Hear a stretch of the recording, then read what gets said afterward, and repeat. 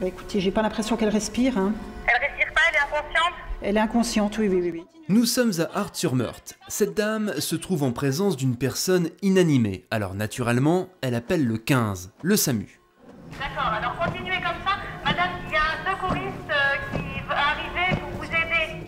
Et ce secouriste en question est un SVP, un sauveteur volontaire de proximité. Il s'agit d'un habitant du quartier formé au premier secours. Ce SVP se déplace avec un défibrillateur, l'outil indispensable pour relancer le cœur en attendant les pompiers et le SAMU. Attention, le choc va être délivré. Alors un SVP, c'est un citoyen qui est formé aux gestes de premier secours, qui intervient à la demande du SAMU sur une situation d'arrêt cardio-respiratoire et qui vient donc faire du massage cardiaque auprès de la victime en attendant les secours conventionnels. Donc c'est un citoyen qui s'engage, qui a un vrai acte de solidarité, de citoyenneté envers les personnes qui habitent donc sur son quartier, en proximité de son habitation et qui vient compléter les secours conventionnels.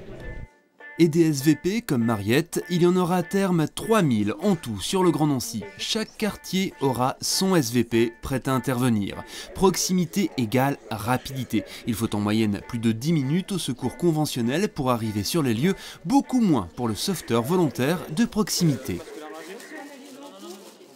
Et le SVP a donc été prévenu quasiment instantanément lorsque le diagnostic a été fait au centre 15 pour une arrivée sur les lieux 3 minutes et demie après l'appel téléphonique.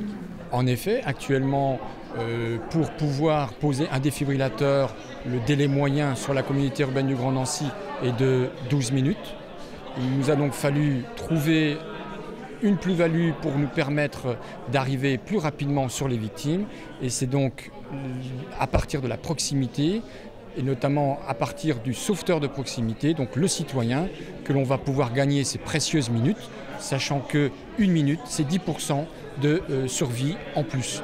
Et on espère, avec ce rôle de proximité des citoyens, pouvoir intervenir dans les 5 premières minutes, ce que l'on ne peut pas faire actuellement avec les secours institutionnels. Le Grand Nancy est la première communauté urbaine de France à se doter d'un réseau de SVP. Et tout le monde peut devenir sauveteur volontaire de proximité. Il suffit de se former et de se rendre disponible pour assurer des permanences.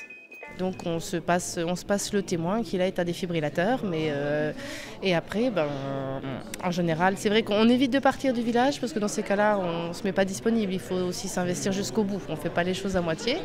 Et puis après, on attend que le téléphone sonne, mais bon, on ne fait pas que ça non plus.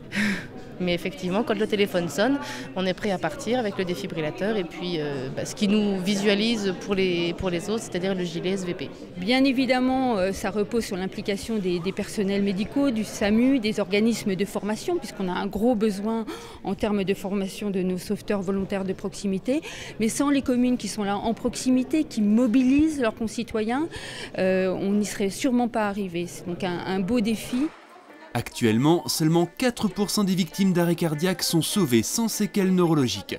Grâce à ces réseaux de SVP, l'objectif est d'obtenir d'ici 10 ans un taux de survie de 20% sur le Grand Nancy.